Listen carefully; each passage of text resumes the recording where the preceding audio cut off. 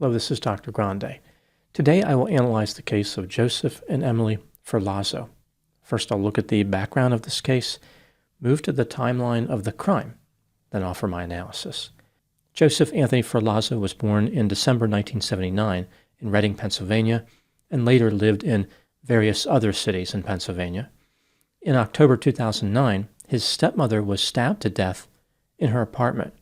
Joseph's father told the police that he had returned home after grocery shopping and discovered her body. No arrests were made, and the case remains open. In 2012, Joseph moved to Vermont and worked as a tattoo artist.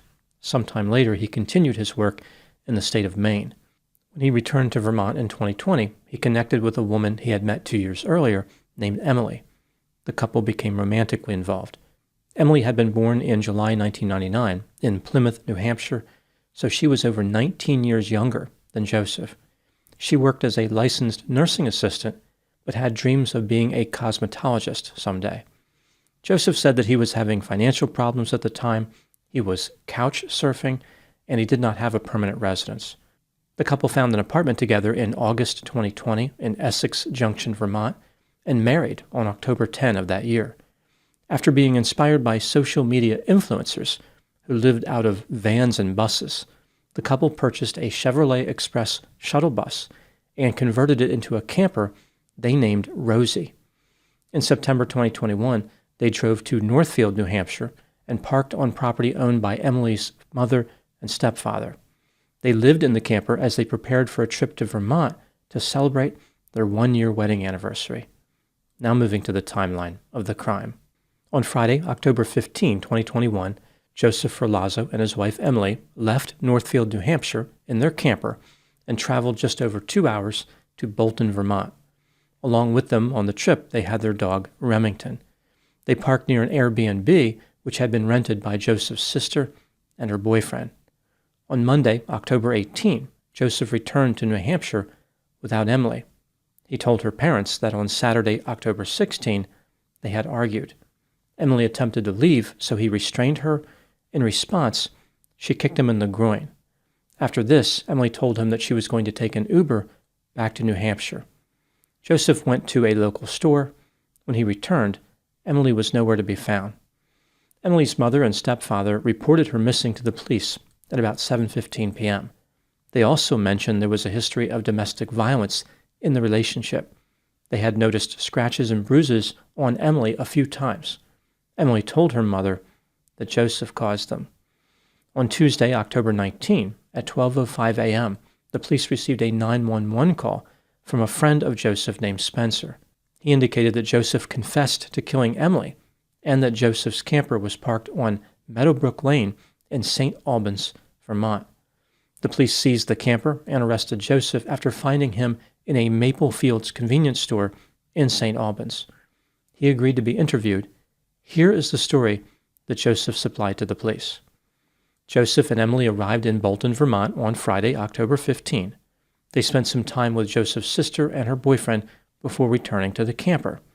The couple argued, and this continued into the early morning hours of Saturday, October 16. During the argument, Emily punched and kicked Joseph in the arm and in the groin. She then decided to rest in the bed.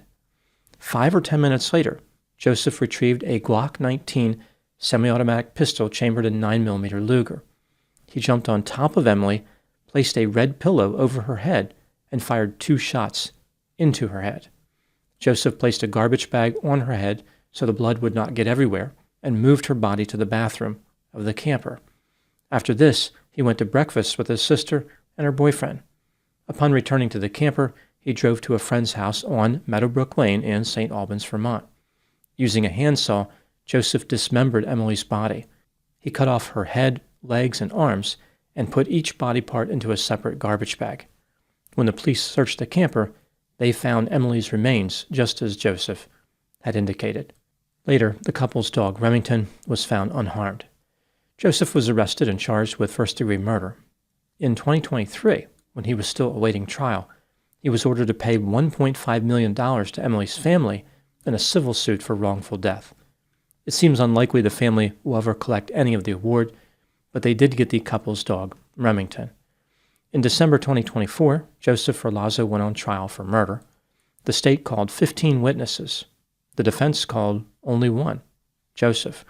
Here is the story he told on the stand. In the beginning of his romantic relationship with Emily, everything was euphoric. He had always been polyamorous, but Emily wanted him to be monogamous. Joseph told her that he would be monogamous with a polyamorous clause. After the monogamy ran its course, they would switch to being polyamorous. This is what he meant by polyamorous clause. Despite Joseph's brilliant solution, Emily wasn't happy about this, and it was the source of many arguments. Emily would get jealous and erupt in violence every 2 or 3 weeks. Joseph claimed that Emily attacked him on several occasions. For example, she beat him with a cell phone, beat him with a laptop, slapped him in the face, punched him in the face, hit him in the head with a wine bottle, and struck him with a caulking gun. The couple went to a psychotherapist, but it did not seem to be working. Despite being repeatedly attacked with various objects, Joseph never contacted the police because of how he was shaped through his life experiences. He had learned to keep it all inside. He and Emily always reconciled after the fights, and the relationship continued. On the first day of the fateful trip to Vermont, October 15, 2021, Emily was happy but anxious. The couple arrived in Vermont at 7:20 p.m. The transmission of the bus was smoking. Emily was upset by this, and the couple argued. Later, she mentioned that she had another concern, which was recorded in a long note on her phone. Instead of talking about it, Emily deleted this note. Joseph's sister and boyfriend visited the bus for about a half hour. Sometime after they left, Emily became angry and started using expletives.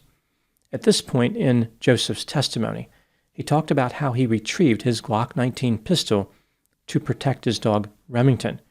He was worried about coyotes in the area. As all this was going on, Joseph was consuming alcohol. Eventually, he engaged in dancing, yoga, and lit candles inside the camper. Emily was on the bed looking at her phone. She lashed out at Joseph because of the candles. She attacked him with the candle and delivered punches and kicks to his arms and groin. In the process, the dog Remington was struck as well. Joseph restrained Emily and pushed her away. He then took Remington outside. When he returned, he noticed that Emily was on the bed. Joseph continued drinking before climbing into the bed himself. He had the Glock pistol with him. Once in the bed, Emily said to him, "Blank off," and struck him in the groin with her elbow. Joseph responded by hitting her with a throw pillow and demanding that she stop hitting him. Emily said, "That's it, you're dead," as she retrieved a Taurus semi-automatic pistol chambered in 9mm Luger from under her pillow. As she pushed her body up, Joseph was afraid that he was about to get shot. He fired his Glock pistol twice at Emily before she had the chance to kill him. After killing her, Joseph was scared and confused. He continued to drink alcohol. Before dismembering Emily's body, Joseph went out a few times.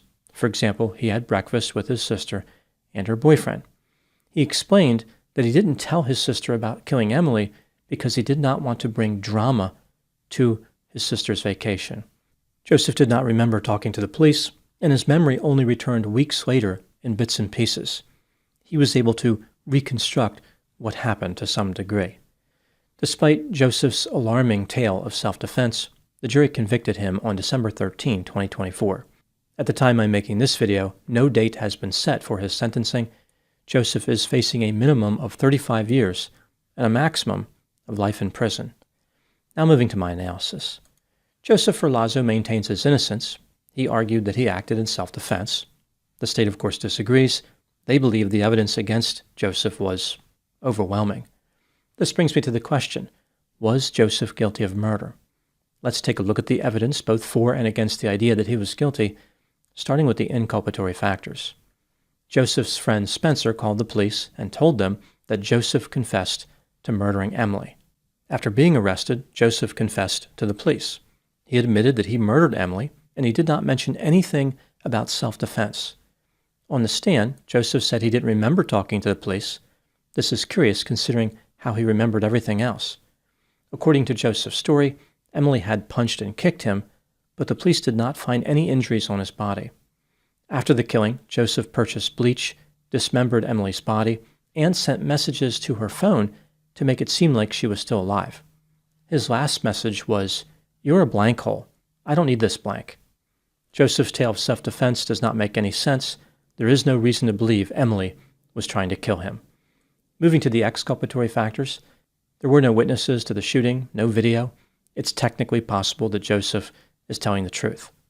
That's pretty much it for the exculpatory factors. When considering the evidence in this case, do I believe that Joseph was guilty of murder? Yes, he was guilty beyond just about any doubt. What do I think happened in this case? This is just a theory, my opinion.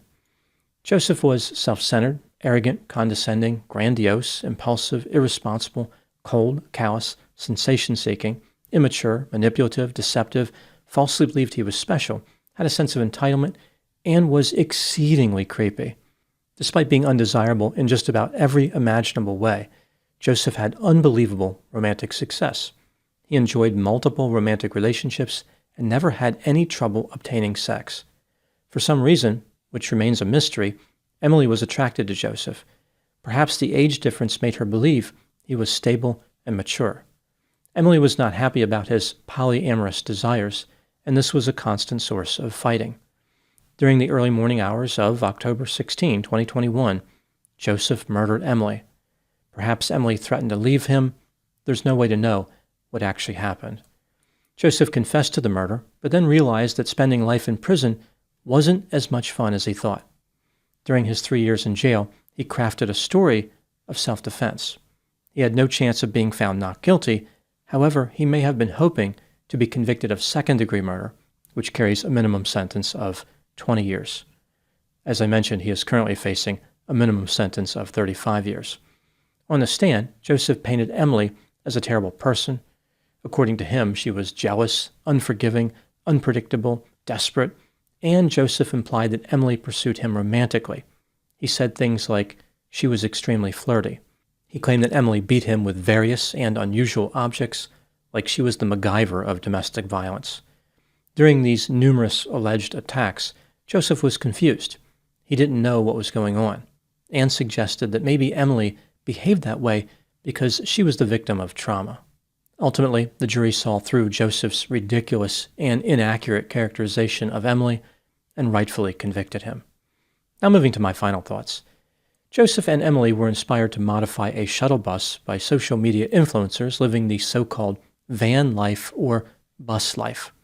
This, of course, is reminiscent of the notorious Gabby Petito case. Gabby was a young woman murdered on a van life road trip by her lover, Brian Laundrie. There are many parallels between the cases. For example, both women involved were 22 years old. Both relationships were plagued by a history of domestic violence. Both couples documented their van life or bus life activity on social media. Both couples took a road trip even though their romantic relationships were unstable. Both women were murdered by their male lovers while on a road trip. Both killers sent messages to make it seem like their victims were still alive. Both killers returned home alone under suspicious circumstances. And both killers failed to accept responsibility. Brian confessed but said he killed out of mercy. Joseph confessed but later claimed it was self-defense. The main difference between these two cases is the large age gap in the case of Joseph and Emily. Both cases highlight the dangers of spending time alone with impulsive and violent romantic partners. When all the problems that a couple has are compressed into a small space, it increases the risk that bus life will transform into bus death. Those are my thoughts on the case of Joseph and Emily Ferlazzo. Thank you so much for watching.